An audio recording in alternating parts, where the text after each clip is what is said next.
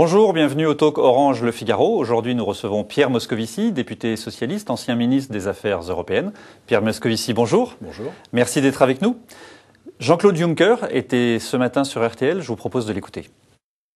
Nous n'assistons pas à une crise de l'euro.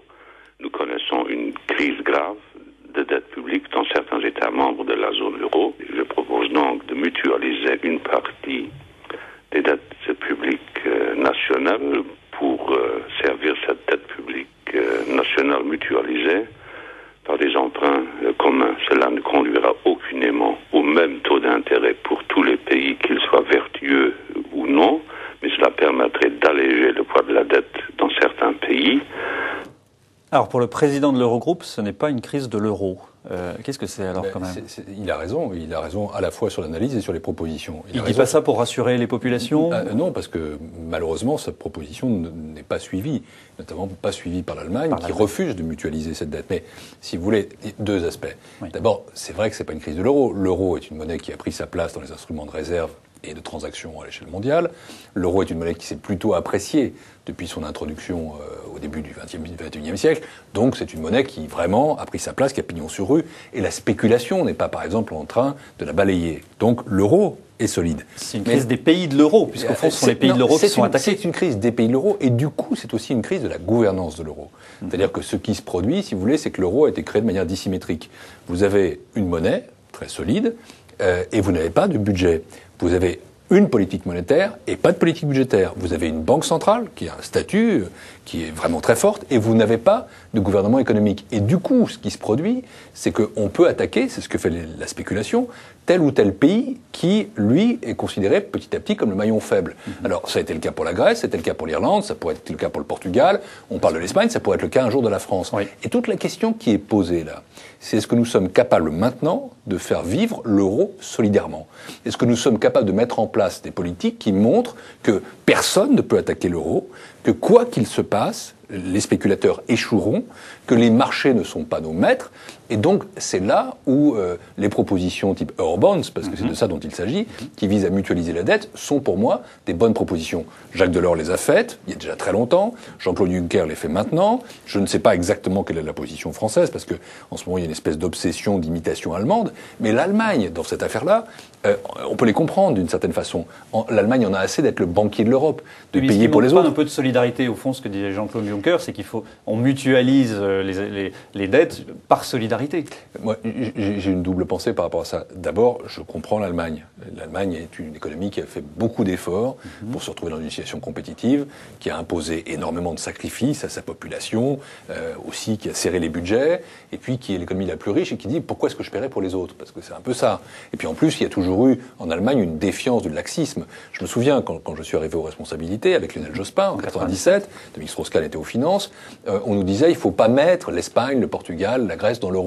Et puis maintenant, il y a toujours cette idée, il n'aurait pas fallu le faire. Donc, si vous voulez, je comprends les inquiétudes historiques allemandes. Ils ont renoncé à une monnaie forte, le mark, ils ont renoncé à leur banque centrale, tout ça pour une monnaie européenne. Mais en même temps, je pense qu'aujourd'hui, l'Allemagne devrait comprendre que la solidarité est dans son intérêt. Parce que ce sont les banques allemandes qui sont les plus engagées dans ces affaires-là.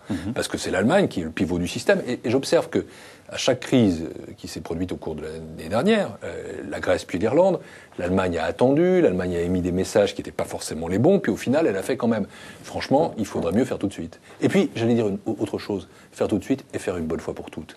C'est-à-dire que je crois qu'il est temps maintenant que les Européens adressent aux spéculateurs, au marché, le signal, vous savez, un peu espagnol, no pasarán, vous ne passerez pas, vous ne réussirez pas à détruire l'euro, vous ne réussirez pas à nous affaiblir. C'est ce qu'on avait dit pour la Grèce. Au moment de la crise grecque, on a dit, voilà, on met en place un plan et ça sera la dernière fois, ils n'attaqueront plus. On l'a fait avec l'Irlande, on dit, ben voilà, maintenant ça ne changera pas. Et au fond, à chaque fois, les spéculateurs reviennent. Il y a encore deux choses. La première chose, sur l'Irlande, il y a eu aussi un maquillage de la situation, non pas cette fois-ci de l'État, mais des banques. Et on n'avait pas vu cela, on n'a pas tout vu, hein, vous savez. Et puis la deuxième chose, c'est que on n'a pas mis en place des mécanismes qui étaient des mécanismes permanents et qui s'appliquent tout le temps. C'est pour ça que je dis il faut faire une fois pour toutes. Et un mécanisme qui soit un mécanisme de solidarité intra-européen. pas uniquement des fonds dans lesquels on peut puiser. Le Fonds européen de stabilisation, c'est bien. Des mutualisations de dettes, ce serait le complément. Et puis j'ajoute une troisième chose, pour que le triptyque soit complet, une gouvernance économique de l'Europe. Enfin, nous avons besoin de tout ça, parce que l'Europe ne doit pas être une instance punitive. Moi, je suis très inquiet, vous savez, j'ai consacré près de 15 années de ma vie à l'Europe et 13 années de ma vie à la vie politique européenne. Et je reste profondément, viscéralement européen, mais je vois que les Européens se détournent de l'Europe. Parce que s'ils ont l'impression que l'Europe, c'est uniquement des punitions ou des plans de rigueur, ça va pas. Et donc il faut que l'Europe soit à la fois capable d'appuyer sur le frein quand c'est nécessaire. On ne peut pas s'endetter au-delà d'un certain niveau, et ça vaut pour la France aussi. Mais il faut aussi appuyer sur l'accélérateur et retrouver en Europe des perspectives d'investissement et de croissance. Et c'est pour ça que nous avons besoin d'une vaste initiative européenne. Et puisque l'an prochain, il y a des élections présidentielles, il me semble, j'en ai même la conviction, que la gauche devra entrer dans la campagne électorale porteuse d'un message, et que s'il y a un président de gauche en 2012, ce que je souhaite évidemment, celui-ci devra tout de suite proposer une relance européenne, d'abord à nos partenaires allemands, mais aussi à l'ensemble des Européens, relance politique, économique, sociale, écologique. Justement, Laurent Wauquiez, l'actuel ministre des Affaires européennes, était à votre place hier, il vous a posé une question. Je crois qu'au-delà des clivages gauche-droite, on a tous les deux des mêmes convictions européennes. Et on voit bien que dans la période actuelle, le risque, c'est que ce soit l'euroscepticisme qui l'emporte. Quelle est, lui, sa vision sur ce sujet et comment réhabiliter une vision de l'Europe positive dont on a besoin? Je pense en effet que l'Europe, sans transcender les clivages politiques, est quelque chose qui nous est commun. C'est un patrimoine d'ailleurs qui a été élaboré par des familles politiques distinctes. Il y a eu au départ les chrétiens-démocrates et les sociaux-démocrates ensemble. Mais c'est un peu ce à quoi j'ai essayé de répondre, si vous voulez. Je crois qu'aujourd'hui, il faut être conscient du très grand malaise des Européens et conscient que nous avons besoin d'un message de relance politique. Dire l'Europe, c'est notre bien commun, c'est notre patrimoine commun, et nous allons la mettre enfin à votre service. Est-ce que la France est toujours obligée de suivre l'Allemagne ? Sinon, l'euroscepticisme va gagner, continuer à gagner. Mais est-ce que l'euroscepticisme ne vient pas aussi du fait qu'on a l'impression à chaque fois que la France est condamnée à suivre l'Allemagne ? Non, je ne dirais pas ça. Je pense simplement que la France doit aussi porter ce message et que la France ne doit pas, pour le coup, c'est vrai que les difficultés de la France doivent beaucoup à ce gouvernement, que contrairement à ce que dit ce gouvernement, les 2/3 de l'endettement actuel sont dus à sa politique, en tout cas la politique qui est suivie depuis 2002. Et la France, elle a aussi son message à porter. Elle doit être en coordination avec l'Allemagne, pas en imitation. Nous devons avoir à la fois notre propre voix, notre propre génie, notre propre modèle et notre propre proposition que nous leur proposons, parce qu'il faut que ce soit équilibré, ce couple franco-allemand. Il doit être à la fois plus proche, plus équilibré. Benoît Hamon a expliqué hier que les prières dans la rue, qui ont été dénoncées la semaine dernière par Marine Le Pen, sont des, je le cite, situations qui ne sont plus tolérables, sont des situations qui ne sont plus tolérables beaucoup pour longtemps.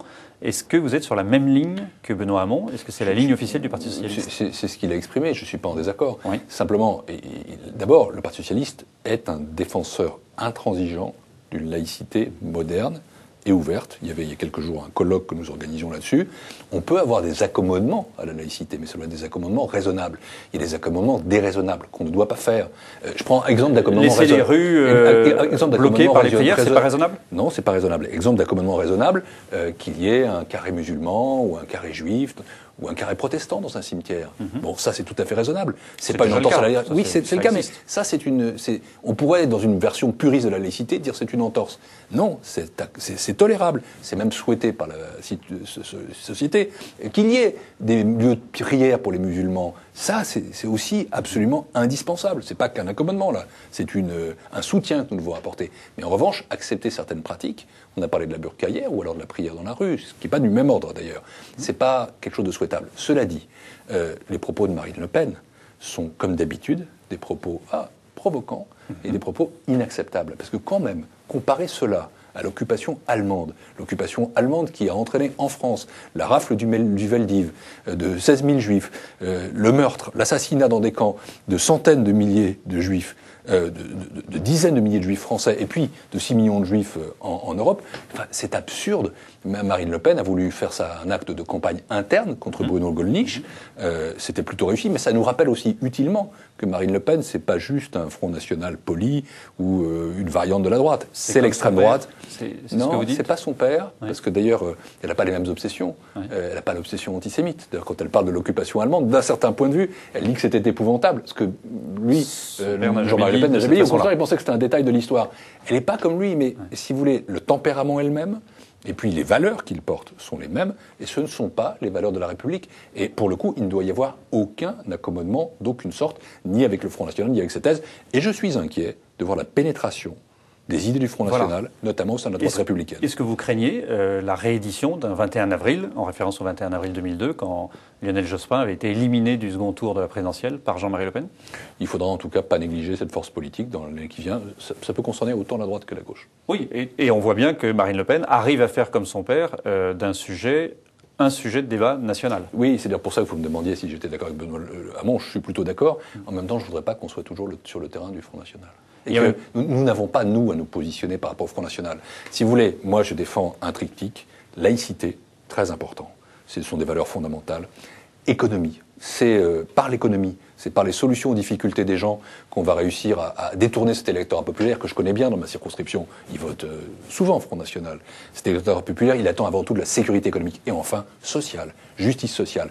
Ne parlons pas trop des thèses du Front National. Ne semblons pas comme ça les frôler. Non, ce sont des thèses qu'il faut condamner et combattre. Dernière question.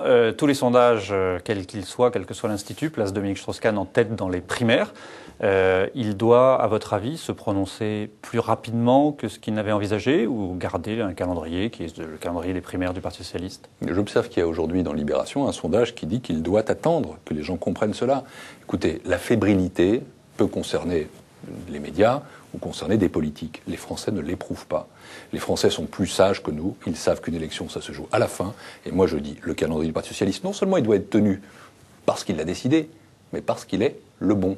Donc, aucune forme de précipitation, de la sérénité. Soyons zen. Je pense que c'est bon pour lui. Je pense que c'est bon pour nous. Et je pense que c'est bon pour la France. Pierre Moscovici, merci d'avoir répondu à nos questions. À demain pour un nouveau talk.